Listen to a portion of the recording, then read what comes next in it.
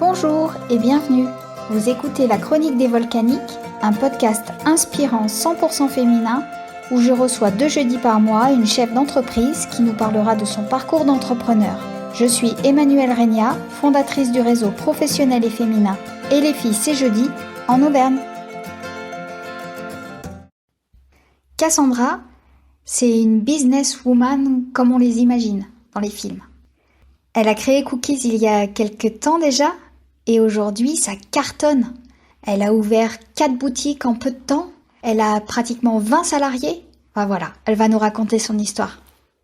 Bonjour Cassandra. Bonjour. Je suis ravie de t'accueillir sur ce podcast. Tu es une des grandes figures de l'entrepreneuriat au féminin sur Clermont-Ferrand. Enfin, en tout cas, c'est l'impression que j'en ai.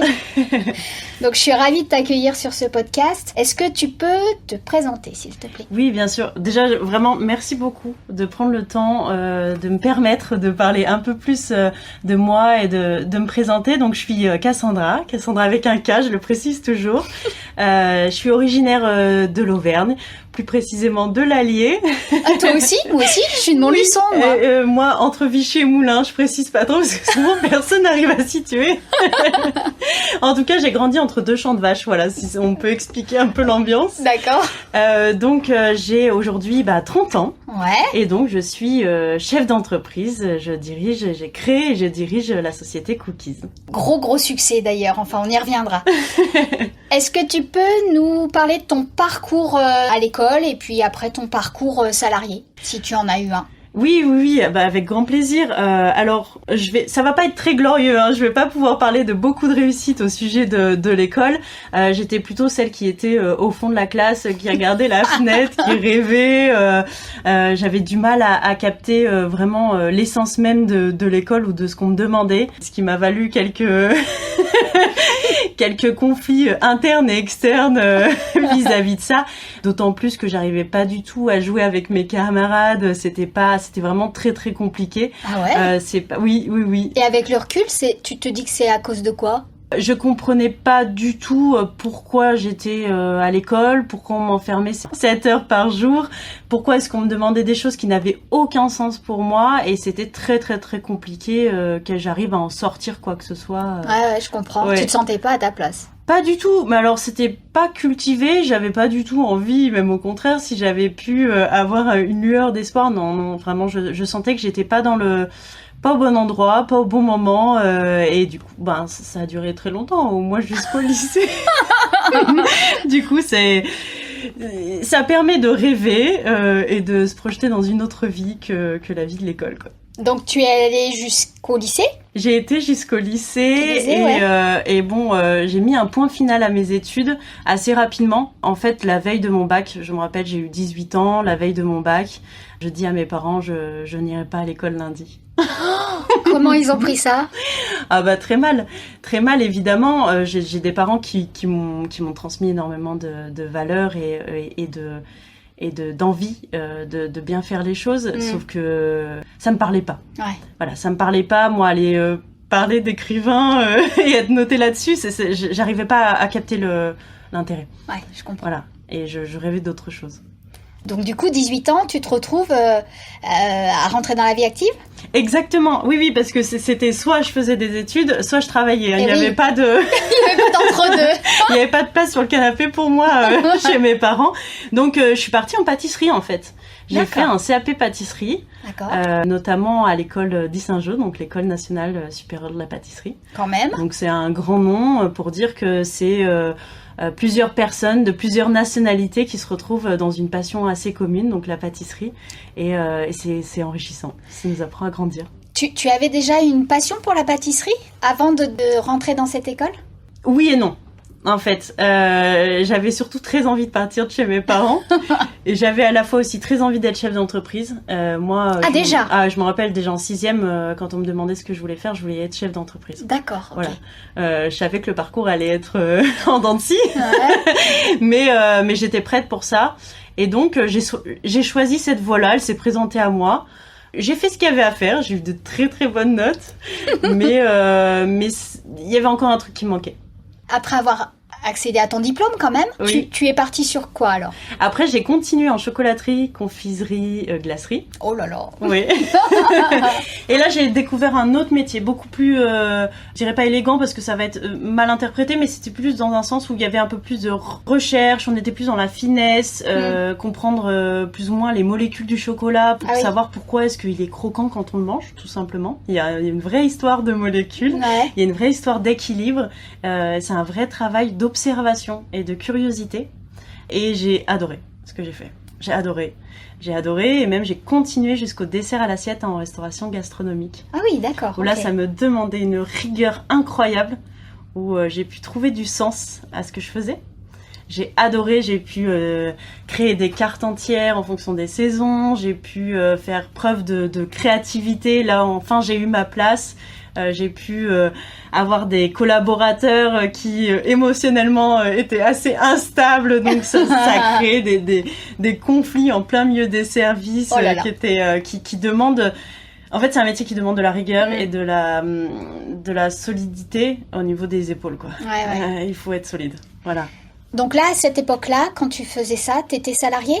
J'étais salariée, oui. D'accord. Ouais, salariée. Ça a duré combien de temps? Pas longtemps, parce que quand on est... Je suis une aventurière. Je suis une aventurière et au bout de quelques mois, il y a certaines de mes expériences où je m'ennuyais. En fait, j'avais compris le système, j'avais compris les tenants et les aboutissants et au bout d'un moment, ça a plus de sens. Ça n'égaye plus du tout ma curiosité et du coup, je reste très très rarement dans mes expériences salariées. C'est très rare que... Oui, je crois que j'ai jamais fait plus d'1 an dans une entreprise. D'accord, ok. Alors après, quel a été le déclic quand tu as monté ta première boîte?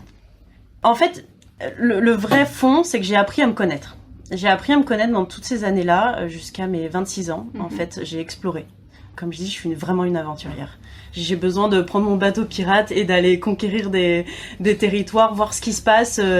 Il y a à la fois la peur au ventre et l'excitation. Et mais j'étais très, je m'auto-sabotais constamment en me disant non, t'as pas fait des études, non, t'es pas assez bien, non, t'es une femme, non, tu peux pas faire ci, non, tu peux pas faire ça. Et en fait, c'était constamment ça. J'alimentais ces croyances constamment. Et un jour, en fait, je me suis dit, bah mince, en fait. Non, mais ça n'existe pas ce que tu te dis. Il y a des gens qui n'ont pas d'études, il y a des gens qui sont pas issus d'un milieu de chef d'entreprise. Et t'es une femme, bah c'est bien. Ça change rien, c'est comme ça. T'as des envies, bah elles sont tout à fait possibles, donc fonce. Voilà, ça a été un travail sur moi. Alors tu as créé quoi? Donc j'ai créé mon premier magasin, enfin ma première enseigne. Je vendais des bonbons. J'importais en fait des États-Unis et de l'Asie, donc des bonbons japonais aussi, coréens, chinois. Et je les revendais du coup dans une boutique à Clermont-Ferrand. Ça s'appelait comment? Ça s'appelait K Candy Store. D'où l'intérêt du K. Voilà. Alors nous, on était une très très grande fan de ta boutique. On y allait souvent avec mon fils. Oui, je me rappelle. Et donc, ça marchait bien? Oui, super.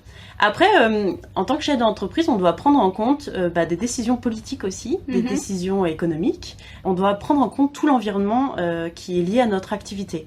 Ou non, mais on doit prendre en compte tout ça. Il y a eu le moment du Brexit. Et il y a eu aussi les grandes surfaces qui ont décidé de vendre des produits américains. Et c'est pas les mêmes négociateurs. Même si, bon, je suis une très bonne négociatrice et je n'aimerais pas être mon interlocuteur. Mais en tout cas, j'étais pas une grande enseigne. Donc automatiquement, l'équilibre était pas de mon côté. Donc j'ai décidé d'arrêter. J'avais créé une trésorerie pour faire un nouveau projet. Voilà. Tu avais déjà donc en tête, avant d'arrêter K Candy Store, tu avais déjà en tête autre chose? Oui. Déjà, au bout d'1 an, en fait, je sentais le vent tourner. Et ça sert à rien, en fait, de se buter sur quelque chose qui va nous apporter sans nous apporter. Si c'est une voie sans issue, il faut juste pivoter, en fait. Tu es resté ouvert combien de temps avec ce premier? J'ai ouvert 2 ans. D'accord. Mais au bout d'1 an, donc j'ai commencé à voyager aux États-Unis pour aller chercher directement les produits. Et là...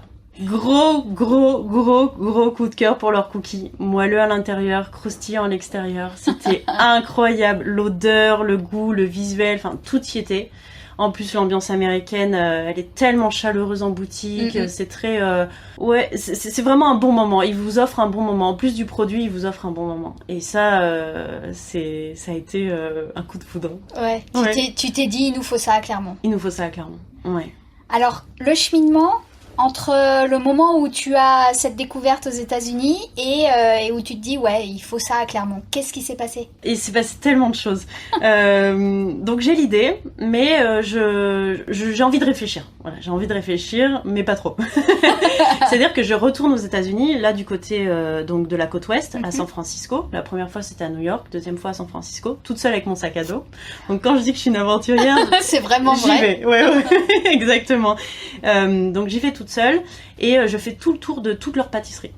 Et pourquoi ça fonctionne, et où est-ce qu'ils l'ont monté, qui a fait ça, quels sont les horaires, et je demandais aux clients dans la file d'attente pourquoi est-ce qu'ils venaient ici, et en fait j'ai eu toute une émulation, et là j'ai approuvé mon projet en disant c'est bon, je rentre et je teste plein de recettes de cookies. Et c'est ce qui s'est passé. Donc j'ai testé plein de recettes de cookies. J'ai eu une grande difficulté à trouver vraiment ce moelleux croustillant à l'extérieur. Ouais. Et en même temps j'ai le magasin de bonbons. Donc c'est chaud. Exactement. Oui, c'est ça. Et je voulais pas forcément embaucher pour garder cette trésorerie. Et ouais. Donc tu gérais tout, quoi. Et c'est ça. Ouais. D'accord. Et vraiment, j'étais pas très très bien entourée. Du coup, la solitude prend tout son sens à ce moment-là. Ouais, et on se dit, on est toute seule à prendre les armes pour conquérir un territoire qui se conquiert à plusieurs. Et ouais. Et du coup, mais j'y suis allée, tant pis. Est-ce qu'à ce moment-là, à Clermont, il y avait déjà une boutique de cookies où il y avait un potentiel concurrent ou... Après, ça s'est toujours vendu, les cookies. Que ce soit en grande surface ou dans les boulangeries, le cookie, ça fait partie des incontournables. Ouais, c'est sûr. C'est indispensable d'avoir dans sa boulangerie un cookie. Par contre, c'est du sablé. C'est très croustillant, très sec en bouche, mais c'est comme ça qu'on a l'habitude, c'est culturel c'est en Europe, c'est du biscuit croustillant. Il manque cette partie, cette secret sauce qu'on apporte avec cookies, vraiment cette différence. Et donc je décide de l'ouvrir.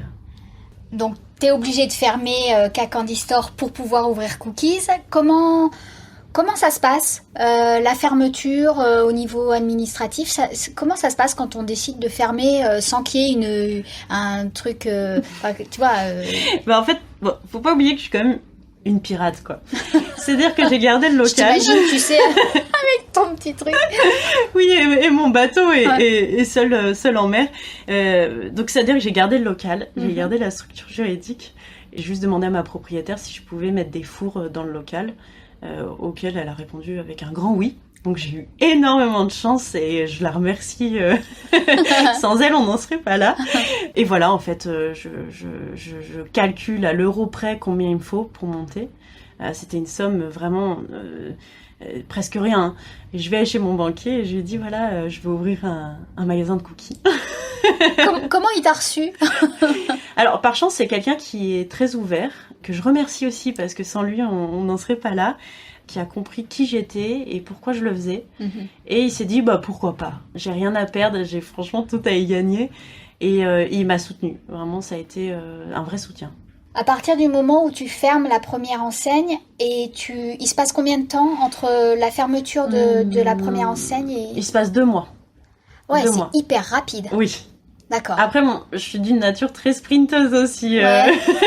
Donc oui, 2 mois, le temps de faire les travaux, le temps de finir les recettes, le temps de faire le crédit, le temps de... Voilà. T'étais déjà suivi énormément sur les réseaux sociaux avec ta première enseigne. Comment t'as fait le switch, justement? Comment t'as annoncé à ta communauté que tu n'étais plus vendeur de bonbons, mais producteur de cookies? Avec le recul, je pense que je l'ai annoncé comme je pouvais. Et comme je pensais être vraiment en adéquation avec eux aussi à ce moment-là, donc je l'ai annoncé sur Facebook, un peu sur Insta, et après je faisais en sorte de montrer des images des travaux, expliquer, voilà. Sans trop expliquer le projet, il y a une tendance dans le business à voler les idées des autres. Voilà. Et c'est une tendance qui est vieille comme le monde et qui perdurera jusqu'à la nuit des temps. Jusqu'à la nuit des temps. On vole les idées. Et par conséquent, j'avais envie de garder cette idée qui me semblait assez précieuse, comme un trésor pour un pirate. Et donc je l'ai gardée assez secrète, sans trop m'entourer en plus, enfin assez dans la solitude. Et j'ai annoncé sur les réseaux sociaux tout doucement, et jusqu'à, je crois, 2 semaines avant, j'ai annoncé que c'était une boutique de cookies. Justement, tu dis j'étais très seule et aujourd'hui tu es très entourée. Oui. Est-ce que tu as senti à un moment donné que tu aurais peut-être dû faire autrement avec K Candy Store et t'entourer un peu plus? Ou est-ce que c'était volontaire à ce moment-là que tu sois seule et que tu restes seule sur ton bateau? J'ai un peu ce conflit avec moi-même de me dire que qui peut bien suivre une aventure aussi folle? Voilà. Je pars toujours de ce principe-là, je me dis mais qui peut suivre une aventure comme celle-ci? Donc le K Candy Store, j'étais pas encore sûre ni du produit, ni du marché, ni de moi-même.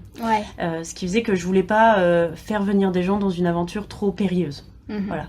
Avec Cookies, c'était pareil à l'ouverture. Je faisais et la production et la vente. T'étais toute seule alors? Et le ménage et Instagram et la comptabilité. Tu ne dormais pas, c'est ça? En fait, non, je me levais à 5h et je me couchais à minuit. Ouais. Oh la vache. Ouais, c'était... Je voulais vraiment que tout le monde ait son cookie. À la base, je devais faire 100 cookies par jour. Donc, j'étais avec un KitchenAid, je me rappelle. C'était terrible. Je faisais 12 cookies par 12 cookies. C'était très intense, mais j'ai pu apprendre sur moi. Et période du Covid, en fait, je me suis dit là, je vais droit dans le mur si je ne demande pas à des gens de me suivre dans l'aventure. Alors, qu'est-ce que tu as demandé justement comme aide?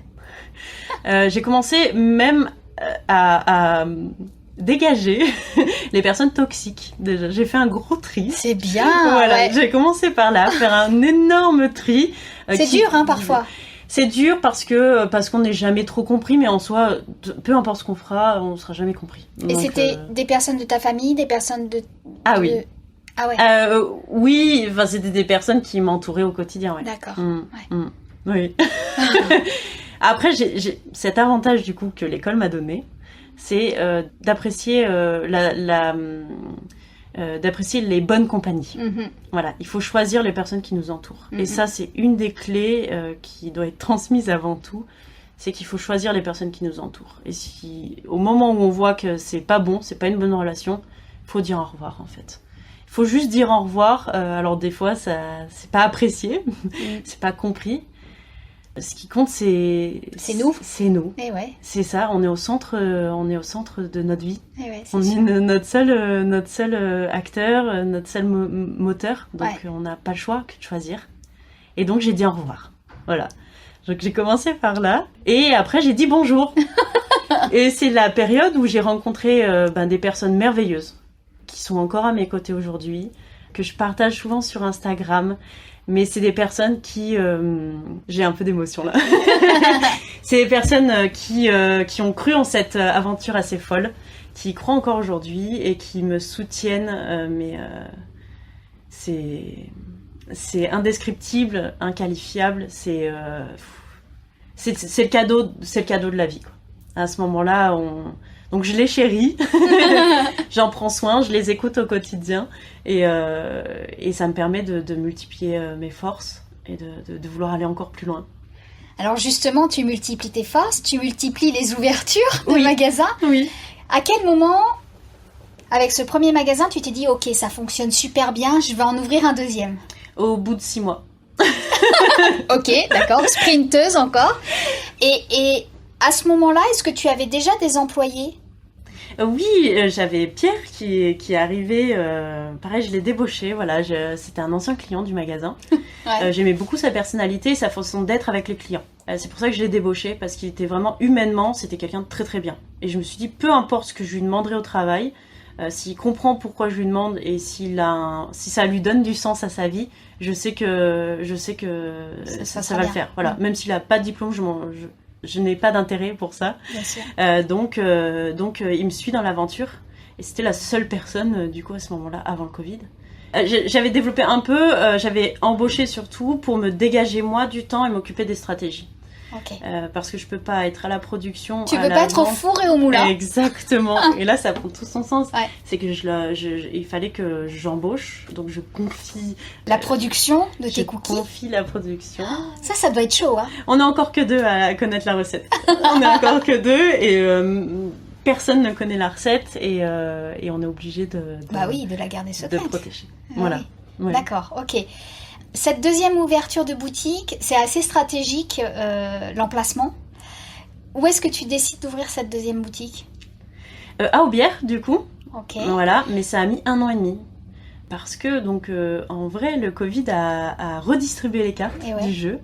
C'est-à-dire que les banques étaient frileuses, même si le projet était incroyable, les banques étaient frileuses. On peut pas leur en vouloir. Une pandémie mondiale, ça s'anticipe pas non plus. C'est sûr.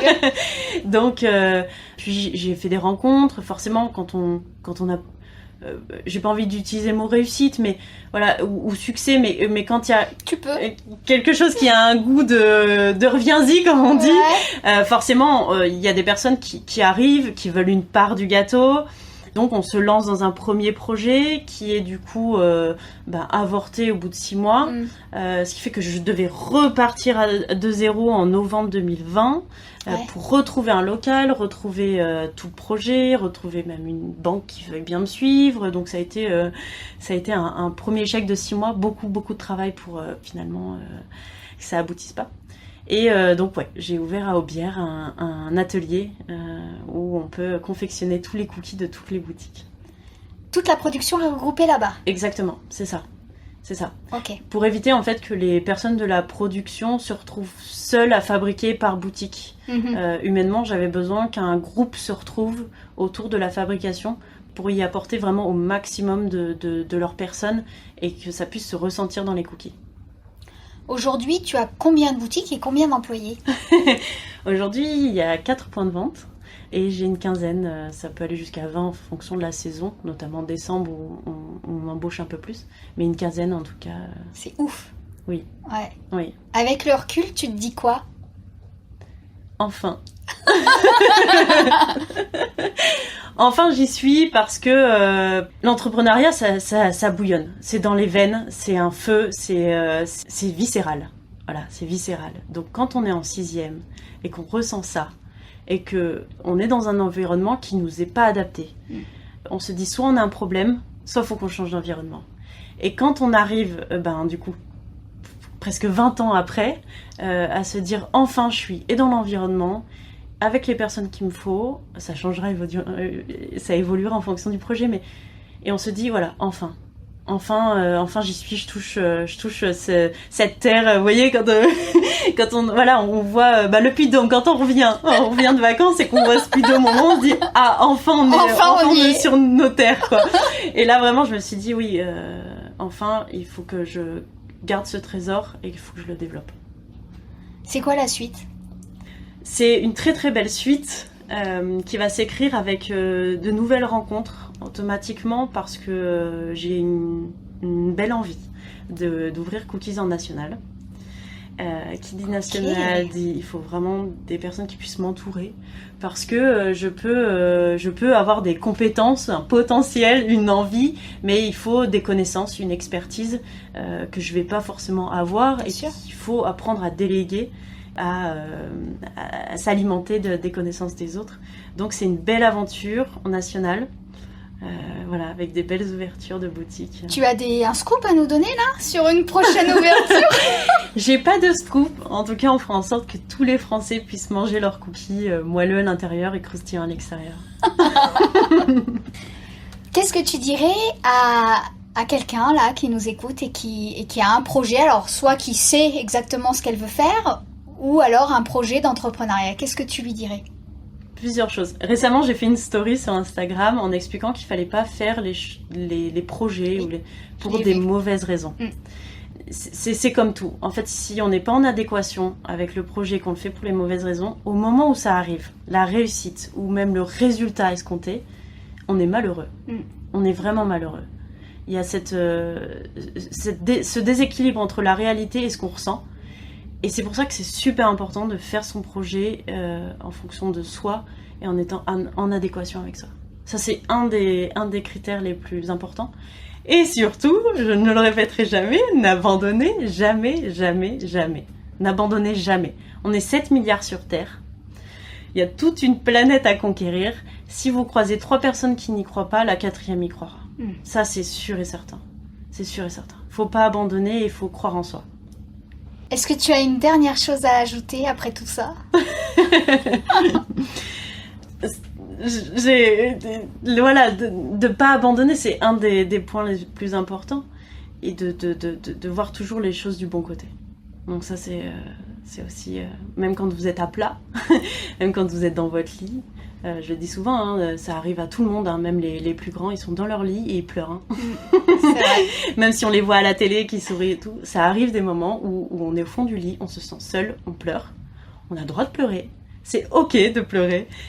Il faut juste sécher ses larmes au bout d'un moment et se regarder dans le miroir et se dire « Ok, j'y vais. Ok, j'y vais. » Ce sera le mot de la fin. Merci beaucoup Cassandra. Avec grand plaisir. À très bientôt. À bientôt. Un grand merci d'avoir écouté cet épisode. J'espère qu'il aura été pour vous inspirant. N'hésitez pas à le partager à votre entourage pour encourager dans leur projet le plus de femmes possible. Pour suivre notre actualité, rendez-vous sur etlesfillescestjeudi.com et sur les réseaux sociaux du même nom. À très vite!